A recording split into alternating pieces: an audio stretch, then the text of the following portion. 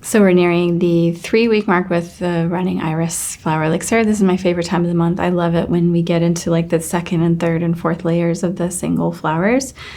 I'm noticing more than ever now that working with combination flower elixirs is much more immediate. You feel the effects within the same day oftentimes. And with single flowers, it's like this unpeeling process. So in the first week, maybe not sure what's happening. And then the second week, you kind of go, oh, wow. And the third week, whoa, it goes even deeper. So it's like almost like the water going through the sand. I really just love working with single elixirs for that reason. It's just like every week there's some new insights. I hope you're feeling the same way. We had a wonderful Flower Evolution Touchstone on Saturday, our time. And we were in Flagstaff. If you missed that, we're sending out the recording. And a couple things that I want to reiterate from there and some other, let's see, another thought that I had that's really important is, remember how I was talking about looking at the things that make you feel tired or that feel like a drag? I just want to emphasize and really make clear that this month you may have noticed yourself feeling tired in a particular area of something that actually you love. And that may take you off guard. And, you could be really hard on yourself, or you could just say, I really need to regroup and reorganize my energies around this particular project because I do love it, because it is important to me.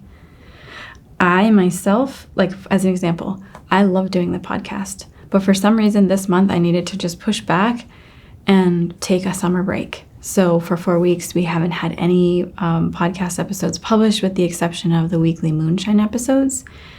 And I love doing the podcast. So I could be really hard on myself and say, like, you've been doing it every Wednesday for the last 2 to 3 years. And, now you're just a lazy butt. Or I could just say, it's a summer break. It's totally okay. And the reason why I want to step back is to reorganize some aspects of the way that I'm doing it to make it more dynamic and interesting and fun.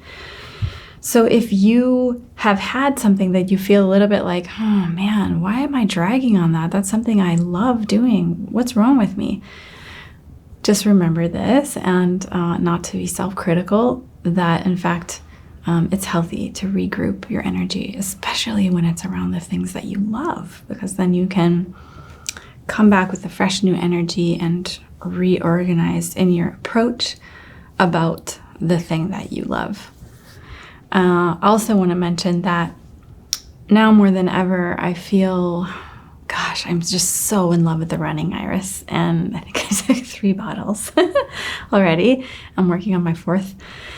And I am noticing more and more and more and more this concept of self-trust, that this particular flower is a teacher through experience, right? It's an experiential learning. It's really hard to put words to.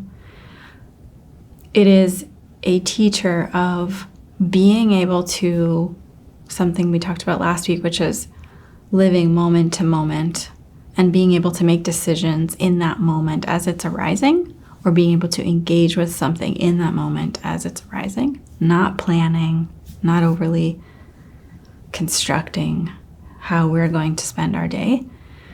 And in that practice of being open to the unknown, of allowing yourself to make a decision in 5 minutes or 10 minutes when we get there, or when we get to this point, then we'll make the next decision, is a school of self-trust. We are being schooled in learning how to trust ourselves on the inside. And that now more than ever, it is important to really trust our own inner authority, especially with all the million things and perspectives and viewpoints and ideas arising in the world around us. It is so important to be able to push back from social media and news and external influences and be able to locate our own sense of spaciousness, grounding, inner wisdom, and above all, inner authority in the sense of what feels right to me, what doesn't feel right to me, and being really able to trust that compass. So think of running iris as an experiment and exploration. And sometimes the pendulum needs to swing all the way to the opposite extreme, right? So like you may be hypersensitive type A person who plans everything out to the nth degree, and suddenly on running Iris, you're wondering, why can't I get it together? Why do I not feel like doing all the things I normally do? In any range, in any, shape or form, but just know that the pendulum swings to one extreme so that we can then find the middle. So know that whatever your experience is this month may not be how you are forever. It's just swinging you back on the different extremes so that you can find your happy medium and happy middle. So the question for this week is, what does it feel like when you trust yourself? Are there times where it makes you kind of wail, where it's a little nerve-wracking? Can I trust myself? Or are there situations in your life arising right now that you wonder if you can trust yourself? And what does it feel like to trust yourself even in situations of the unknown? To trust yourself to such an nth degree that you may not know what's going to happen.